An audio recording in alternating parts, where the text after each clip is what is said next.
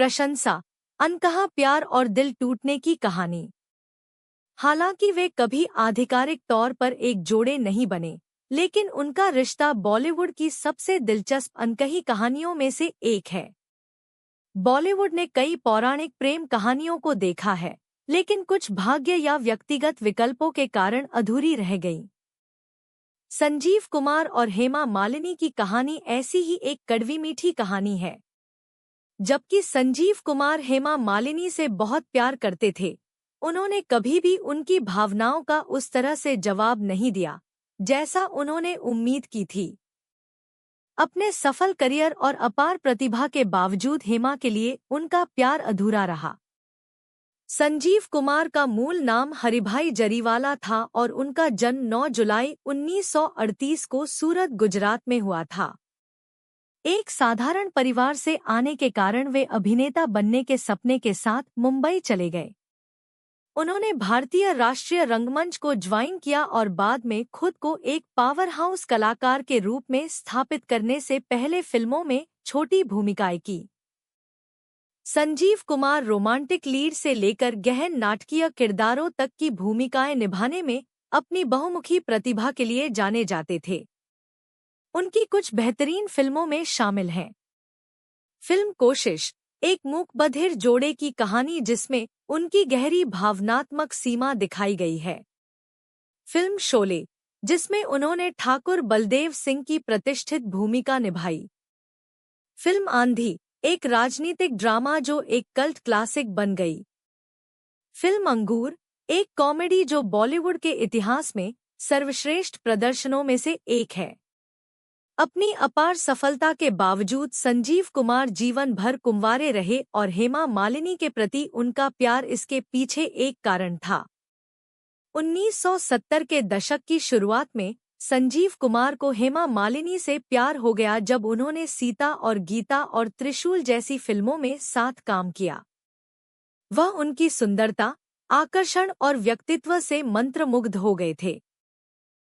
हेमा मालिनी के प्रति उनके गहरे प्रेम के बावजूद उन्हें ऐसा नहीं लगा।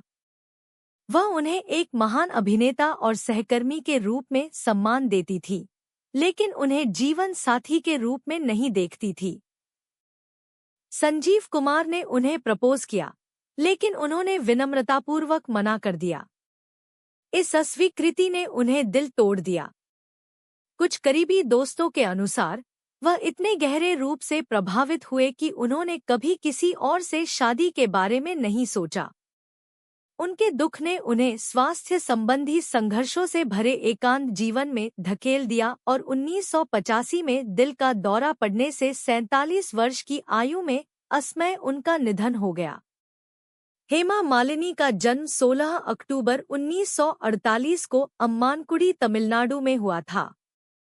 वह एक तमिल अयंगर ब्राह्मण परिवार से थी और उन्हें कम उम्र में ही शास्त्रीय नृत्य से परिचित कराया गया था।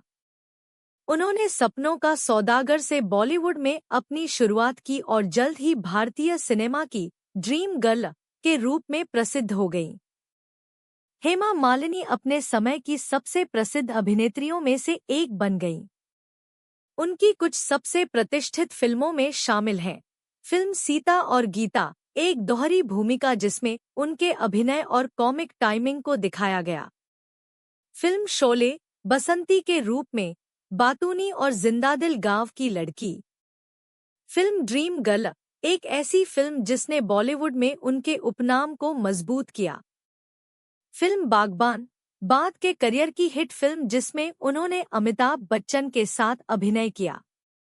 हेमा अपने समय की सबसे ज्यादा पसंद की जाने वाली अभिनेत्रियों में से एक थी और उनके कई प्रशंसक थे जिनमें संजीव कुमार और जितेंद्र शामिल थे। हेमा मालिनी को आखिरकार अपने सहकलाकार धर्मेंद्र से प्यार हो गया। कई फिल्मों में साथ काम करने के दौरान दोनों के बीच एक दूसरे के लिए भावनाएं विकसित हुईं। हालांकि एक जटिलता थी, धर्मेंद्र पहले से ही प्रकाश कौर से शादीशुदा थे और उनके बच्चे भी थे। सामाजिक मानदंडों और पारिवारिक विरोध के बावजूद हेमा मालिनी और धर्मेंद्र ने 1980 में शादी करने के लिए इस्लाम धर्म अपना लिया, क्योंकि धर्मेंद्र की पहली पत्नी ने उन्हें तलाक देने से इनकार कर दिया था। उनकी 2 बेटियां ईशा देओल और अहाना देओल हैं। हेमा मालिनी और धर्मेंद्र की प्रेम कहानी जुनून और चुनौतियों से भरी थी, लेकिन यह समय की कसौटी पर खरी उतरी। वे साथ रहते हैं, जबकि संजीव कुमार का उनके प्रति प्यार अधूरा रह जाता है। हेमा मालिनी ने संजीव कुमार के प्रस्ताव को स्वीकार नहीं करने के कई कारण थे। पारिवारिक प्रभाव। हेमा की मां, जया चक्रवर्ती का उनके निर्णयों पर महत्वपूर्ण प्रभाव था। उन्होंने संजीव कुमार को अपनी बेटी के लिए मैच के रूप में स्वीकार नहीं किया। अलग अलग जीवन शैली। संजीव कुमार अपने कुंवारे जीवन शैली और खाने पीने के प्यार के लिए जाने जाते थे। दूसरी ओर हेमा मालिनी एक बेहद अनुशासित हिंदू थी और सख्त दिनचर्या का पालन करती थी। भावनात्मक जुड़ाव। हालांकि हेमा मालिनी संजीव कुमार का सम्मान करती थी, लेकिन उन्होंने कभी भी उनके साथ गहरा रोमांटिक जुड़ाव महसूस नहीं किया। धर्मेंद्र की मौजूदगी। जब संजीव कुमार ने हेमा को प्रपोज किया, तब तक हेमा के मन में धर्मेंद्र के लिए भावनाएं विकसित हो चुकी थी। अस्वीकृति के बाद संजीव कुमार का जीवन। संजीव कुमार ने कभी शादी नहीं की। हेमा मालिनी के अस्वीकार किए जाने से वे बहुत प्रभावित हुए और कथित तौर पर दिल टूटने से कभी पूरी तरह से उबर नहीं पाए। उनका स्वास्थ्य बिगड़ने लगा और उन्हें कई बार दिल का दौरा पड़ा। अपने दुखद अंत के बावजूद उन्होंने अपने पीछे शक्तिशाली अभिनय की विरासत छोड़ी, जो आज भी अभिनेताओं को प्रेरित करती है। हेमा मालिनी ने धर्मेंद्र से शादी करने के बाद भी अपना अभिनय करियर जारी रखा। वह राजनीति में भी शामिल हो गईं और वर्तमान में मथुरा से सांसद है। उन्होंने अपनी बेटियों ईशा और अहाना को लाइमलाइट से दूर पाला, लेकिन जब उन्होंने मनोरंजन उद्योग में प्रवेश किया तो उनके करियर विकल्पों का समर्थन किया। संजीव कुमार और हेमा मालिनी की कहानी एकतरफा प्यार और अलग-अलग जीवन विकल्पों की है। संजीव कुमार एक मशहूर अभिनेता होने के बावजूद कभी भी वह प्यार नहीं पा सके जिसकी उन्हें चाहत थी। दूसरी ओर हेमा मालिनी ने अपने दिल की सुनी और धर्मेंद्र से शादी कर ली। भले ही वे कभी साथ नहीं रहे, लेकिन उनका सफर बॉलीवुड के इतिहास में एक मार्मिक अध्याय बना हुआ है। सीता और गीता और त्रिशूल जैसी उनकी साथ की फिल्में प्रशंसकों को उनकी ऑन स्क्रीन केमिस्ट्री की याद दिलाती रहती हैं, भले ही उनकी असल जिंदगी की कहानी का अंत अलग रहा हो।